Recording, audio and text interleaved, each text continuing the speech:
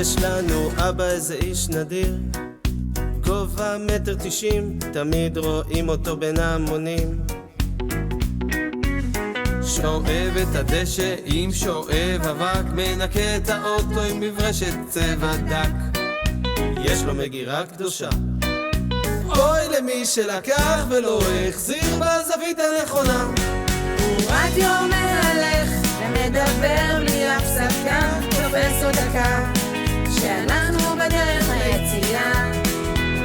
מדבר על הדודה מהקסטל והחולרה של הדוד, זהו אבא שלנו, מרכז זיכרונות ואוסף עתיקות. פלייר שפיץ פטנט, הוא פשוט כל יכול, נכתב קוראים לו אבדול, הוא תותח על גדול.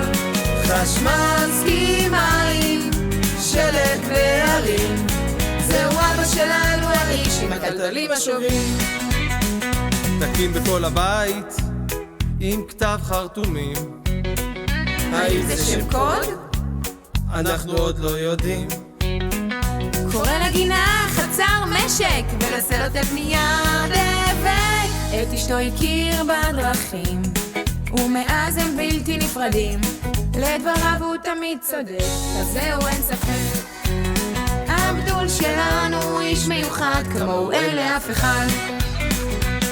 הוא סוחט את גופו אחרי המקלחת, את תחתונה מבשם כדי שיריח לו טוב על התחת.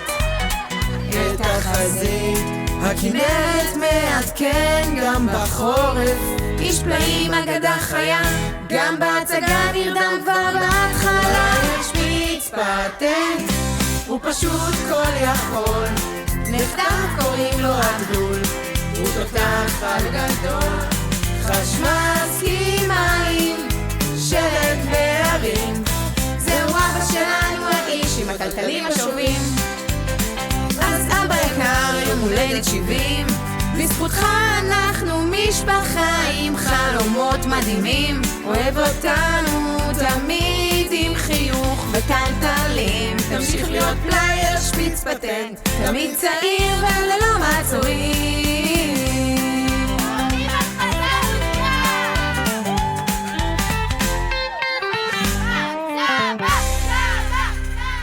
אבדול שלי, השנים חולפות ואיתן רק גדלה אהבה.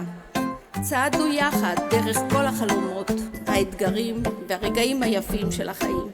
אתה השותף, החבר הכי טוב שלי, האהבה של חיי. אתה הפלייר שפיץ פטנט שלי.